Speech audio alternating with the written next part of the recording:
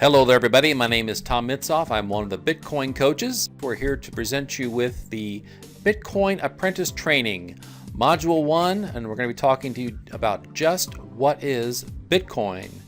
Now, you've probably come across this training at some level. You have an interest in or curiosity about all of the things you've been hearing about Bitcoin, and you'd like to know a little bit more about it, and that's what we're here to help you with today. So, as part of our coaching goals in this session, we want to go over just exactly what is Bitcoin, how is it created, why does it have value, and where can you go for more information. What is Bitcoin? It's a very technical definition, and we're going to go step by step through this and then kind of break it down and define and clarify more of what we're talking about. Bitcoin is a consensus network that enables a new payment system and a completely digital money. A consensus network is a bunch of computers working together that we'll talk more about. It is the first decentralized peer-to-peer payment network that is powered by its users with no central authority or middlemen. Very important concept as part of all this is the fact that there really are no banks, no governments, anyone who is serving as a authority over Bitcoin. Every single person who's involved with Bitcoin is their own authority. Bitcoin is the most prominent triple entry bookkeeping system in existence, and we'll talk much more about that. And in summary, it is pretty much like cash for the internet. It exists only because the internet exists. If the internet did not exist, it could not exist. Okay, consensus network. What we have here is a diagram of a bunch of computers that would be working together, and they're working to solve the same problem or goal. And they're running what is known as mining software, but they're not doing it as part of on a central server, which you would see on most financial type systems. There would be some central server, such as a bank or any sort of financial institution would have a central server place where all of the transactions kind of evolve from and to. In Bitcoin, it's all individual computers that are linked together without one central focal point. Completely digital money. You cannot touch or hold Bitcoin.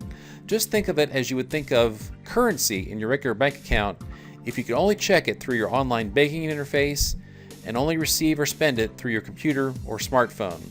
Sometimes you may see pictures or illustrations of somebody holding a little coin with one of those Bitcoin logos or like a B with a dollar sign through it. And those are not actual currency. Those are just tokens, and they're used mainly for just illustrative purposes. You cannot hand somebody a Bitcoin or a Bitcoin bill. It's all done through digital transfer through your smartphone or through your computer. Peer-to-peer payment network. Bitcoin software operates through direct interactions among computers or among software running on the tens of thousands of computers around the globe. And if you look at the illustration here, it's just a bunch of computers, once again without one central focal server. They're all interconnected with each other through the software system. When you pay someone online with traditional currency such as debit or credit cards, that payment passes through payment processors from banks and other institutions before it reaches the recipient. That can take days or weeks to clear. Now with Bitcoin, the payment goes straight from your Bitcoin account, or also known as a wallet, to the Bitcoin account or wallet of the recipient within a matter of seconds. So you can see right offhand what one of the huge advantages of this system is. Again, we mentioned this earlier, no central authority. There are no banks between you and the person with whom you're trading. No fees from payment processors like you would pay if you were using credit cards. Now, there are some Bitcoin wallets out there that will charge you a very, very small transaction fee, but it's not due to the fact that you're running through a central system like, for example, Visa or MasterCard, which will charge a merchant anywhere from maybe 2.5 to 4 or 5% of each transaction that's run through a credit card as the fee. And finally, we said this again: you are the bank. There is, and this is, you could, depending on how you look at it, it could be either a benefit or a drawback. But there's no bank to call if there's an issue. Basically, you're it. You have to be aware of and clear on all of the protocols and all of the ways that this works, which is why it's very, very important for you to go through this entire course and learn as much as you can before you try to dive into to Bitcoin or any cryptocurrency. We mentioned triple entry bookkeeping, and what this is, it's two parties agreeing to a transaction and a third party also agrees to it or confirms it, and that's kind of similar to the functionality of a notary public, somebody who witnesses and certifies a transaction. The third party and multiple other parties are the other computers in the consensus network that validate and confirm the transaction. So we talked about all the software that the computers are running, and that's what the software does, is it basically, as transactions are being made through the Bitcoin network, the computers are running software that confirms those transactions. Each transaction is validated by several different computers in the network before it's considered valid, and this is just for the sake of extra added security and confidence, so that there's really very, very little, if any, chance that you could have somebody who's fraudulently using or spending Bitcoin, unlike credit cards, for example. Now, how is Bitcoin created? It's a competitive and decentralized process called mining. Individuals are rewarded by the Bitcoin network for their services. And the machine you see in this illustration is basically what's called a Bitcoin mining rig. And it's very, very specific hardware that basically all it does is it runs the Bitcoin software and processes transactions. And you're asking yourself, why would someone do that? And the reason is, it's because as the computers run the software and confirm transactions, the person who is running the computer, who has set it up, is rewarded with Bitcoins. It's a payment. They are receiving payment for their service of verifying the transactions. Very, very ingenious in the way this was set up. So what is Bitcoin mining?